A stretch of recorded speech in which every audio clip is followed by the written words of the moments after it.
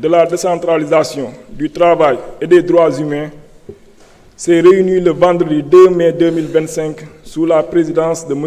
Abdoulaye Tall, président de la dite commission, à l'effet d'examiner le projet de résolution portant mise en accusation devant la Haute Cour de justice de M. Amadou Mansour Faye, ancien ministre du Développement communautaire et de l'équité sociale et territoriale. Ouvrant la séance, M. le Président a précisé que les membres de l'Assemblée nationale faisant partie de la Haute Cour de justice ne prennent part ni au débat ni au vote sur la mise en accusation, conformément aux dispositions de l'article 18 de la loi organique numéro 2002-10 du 22 février 2002 sur la Haute Cour de justice. Il a par la suite informé que le ministre de la Justice, garde des Sceaux, a saisi le président de l'Assemblée nationale par lettre en date du 14 avril 2025 qui a pour objet la poursuite pénale à l'encontre de M. Amadou Mansour Faye, ancien ministre de la République.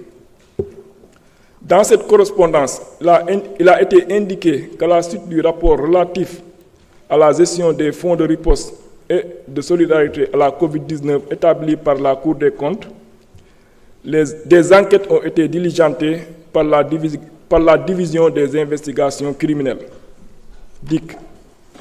En ce qui concerne le ministre du Développement communautaire et de l'équité sociale et territoriale, l'exploitation du rapport de la Cour des comptes a fait apparaître un surplus global facturé pour les achats de riz d'un montant de 2 749 927 498 francs.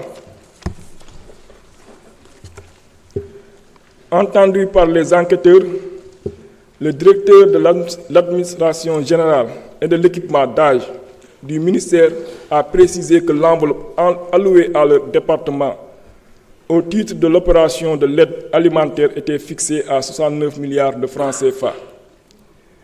Il a ajouté qu'une partie de cette enveloppe, soit 59 milliards de francs CFA, était logée à la direction générale du budget du ministère en charge des finances. Ce montant de 59 milliards de francs CFA était géré par le coordonnateur du dit ministère. Le DAGE a également soutenu n'avoir eu accès qu'au reliquat de 10 milliards logés dans le compte de dépôt intitulé MDCEST Force Covid-19, ouvert dans les livres du payeur général au nom du ministère du Développement communautaire et de l'équité sociale et territoriale. Il a poursuivi en faisant observer que c'est le gestionnaire qui effectuait les paiements sur la base des pièces justificatives transmises par son ministre de tutelle, Amadou Mansour Faye, à son collègue des finances et du budget.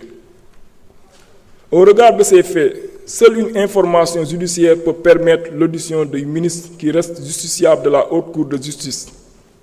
En effet, selon l'article 101 de la Constitution, le Premier ministre et les autres membres du gouvernement sont pénalement responsables des actes accomplis dans l'exercice de leurs fonctions et qualifiés crimes ou délits au moment où ils ont été commis. Ils sont jugés par la Haute Cour de justice. Par ailleurs, en vertu de l'article 17 de la loi organique numéro 2002-10 du 22 février 2002 sur la Haute Cour de justice, la résolution de l'Assemblée nationale votée dans les conditions prévues à l'article 101 de la Constitution et portant mise en accusation devant la Haute Cour contient les prénoms, les noms et fonctions des accusés, l'énoncé sommaire des faits qui leur sont reprochés et, dans les cas prévus à l'alinéa 2 de l'article 101 de la Constitution, le visa des dispositions législatives en vertu desquelles est exercée la poursuite. Il résulte des enquêtes judiciaires menées sur la base du rapport de la Cour des comptes sur la gestion des fonds de la COVID-19, des présomptions graves et concordantes de complicité de détournement de deniers publics d'un montant de 2 749 927 498 francs contre le ministre de tutelle Amadou Mansour Faye, fait prévu et puni par les articles 45-3, 46, 152 du Code pénal et 140 du Code de procédure pénale. Sous le bénéfice de ces considérations, Monsieur le ministre de la Justice, garde des Sceaux, sollicite conformément aux dispositions citées ci-dessus sa mise en accusation devant la Haute Cour de justice.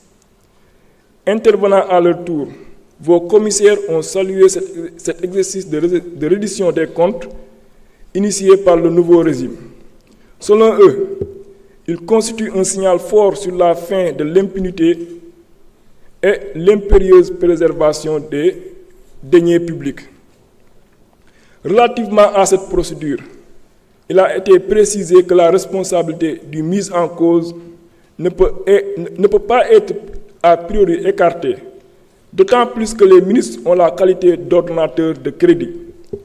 Au regard du montant conséquent qui aurait été détourné, il s'avère nécessaire de permettre à la justice de faire la lumière sur cette affaire. Par ailleurs, il a été soutenu que la non-présence du représentant de l'exécutif à cette présente séance de la Commission des lois constitue une violation du règlement intérieur de l'Assemblée nationale. En effet, l'article 43 du règlement prévoit que le représentant de l'exécutif doit assister aux séances des commissions. Sur ce point, des commissaires ont indiqué que cet article 43, logé dans le chapitre 10 du règlement intérieur, intitulé Commission spéciale et temporaire, par conséquent, il semblerait impropre de vouloir l'appliquer aux commissions permanentes qui sont régies par d'autres dispositions pertinentes. Enfin, Monsieur le Président a procédé à la lecture du projet de résolution concernant l'ancien ministre Amadou Mansour Faye. Le dit projet est annexé au présent rapport. À la suite de ce qui précède, les membres de la Commission des lois, de la décentralisation, du travail et des droits humains ont adopté à la majorité le projet de résolution portant mise en accusation devant la Haute Cour de justice de M. Amadou Mansour Faye, ancien ministre du Développement communautaire et de l'équité sociale et territoriale. Il vous demande d'en faire autant s'il ne soulève de votre part aucune objection majeure. Je m'en vais lire le projet de résolution. Projet de résolution portant mise en accusation devant la Haute Cour de justice de M. Amadou Mansour Faye, ancien ministre du Développement communautaire et de l'équité sociale et territoriale. La Commission des lois, de la décentralisation, du travail et des droits humains, après avoir délibéré en sa séance du 2 mai 2025, a adopté à la majorité le projet de résolution dont la teneur suit. Considérant que par lettre référenciée numéro 000029/MJ/CAP/DC, en date du 14 avril 2025, le garde des Sceaux, ministre de la Justice, a saisi le président de l'Assemblée nationale d'une requête aux fins de mise en accusation de M. Amadou Mansour Faye, ancien ministre du Développement communautaire et de l'équité sociale et territoriale, devant la Haute Cour de justice. Considérant que le 7 février 2023, le procureur de la République près du tribunal de grande instance hors classe de Dakar a transmis une enquête à la division des investigations criminelles. Le rapport de la Cour des comptes ayant révélé des faits de surfacturation sur le prix du riz à l'encontre du nommé Aliou Sow dans le contexte de lutte contre la pandémie Covid-19. Considérant que ce dernier, d'âge du ministère du Développement communautaire et de l'équité sociale et territoriale, entendu par les enquêteurs préciser que l'enveloppe allouée à leur département au titre de l'opération d'aide alimentaire était fixée à 69 milliards, il indiquait qu'une partie de ce montant, soit 59 milliards, était logée à la Direction générale du budget du ministère des Finances. Ce montant de 59 milliards était géré par le coordonnateur du dit ministère. Il déclarait au titre des lignes budgétaires par lesquelles ces fonds ont été attribués qu'aucune rubrique ne leur avait été définie. Ils avaient reçu comme instruction écrite de son ministère de tutelle simplement de gérer toutes les dépenses liées à l'assistance alimentaire. Il ajoutait n'avoir eu accès qu'au reliquat de 10 milliards logés dans le compte de dépôt intitulé MDCEST-Force Covid, ouvert dans les livres du payeur général au nom du ministère. Il poursuivait en faisant observer que c'est le gestionnaire qui effectuait les paiements sur la base des pièces justificatives transmises par son ministre de tutelle, M. Amadou Mansour Faye, à son collègue des finances et du budget. Considérant que le rapport de la Cour des comptes faisait ainsi apparaître un surplus global facturé pour les achats de riz d'un montant de 2 749 927 948 francs CFA, considérant que l'enquête établissait également que certains fournisseurs se sont vus octroyer plusieurs commandes à la fois, CCMN et Avanti, et d'autres qui ont signé concomitamment pour deux sociétés différentes, Afri et Co/Avanti. Par ailleurs, dans le but de mieux cerner le patrimoine du sieur Aliou Sow, des réquisitions ont été adressées aux différentes institutions de la place. Les résultats faisaient apparaître l'acquisition de divers biens immobiliers par ce dernier. Considérant qu'à l'époque de ces faits, M. Amadou Mansour Faye, cité dans la procédure, était ministre de tutelle, considérant que selon l'article 101 alinéa 2 de la Constitution, le Premier ministre et les autres membres du gouvernement sont pénalement responsables des actes accomplis dans l'exercice de leurs fonctions et qualifiés crimes ou délits au moment où ils ont été commis, ils sont jugés par la Haute Cour de justice. Qu'en vertu des dispositions de l'article 17 de la loi organique numéro 2002-10 du 22 février 2002 sur la Haute Cour de justice, les poursuites sont exercées suite à une résolution de l'Assemblée nationale votée dans les conditions prévues à l'article 101 de la Constitution et portant mise en accusation devant la Haute Cour de justice.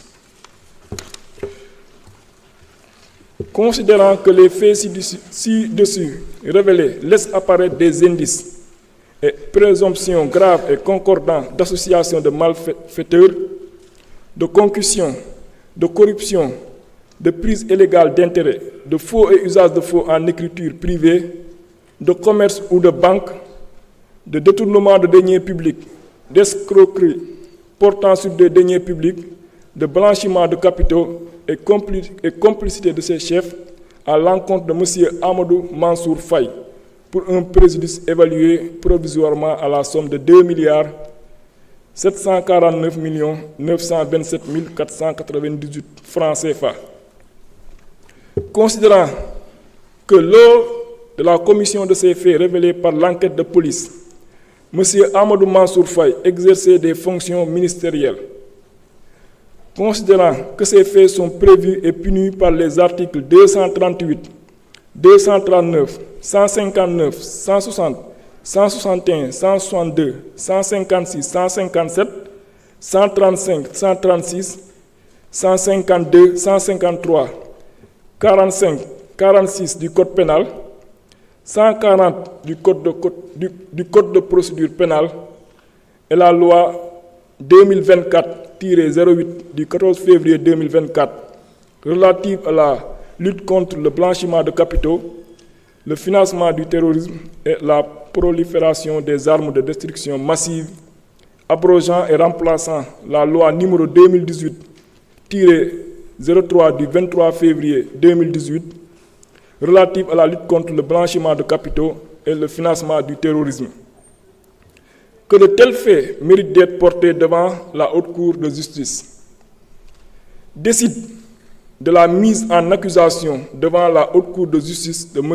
Amadou Mansour Faye, ancien ministre du Développement communautaire et de l'équité sociale et territoriale, conformément à l'article 101 de la Constitution, 17 et suivant de la loi numéro 2002-10 du 22 février 2002, portant loi organique sur la Haute Cour de justice modifiée.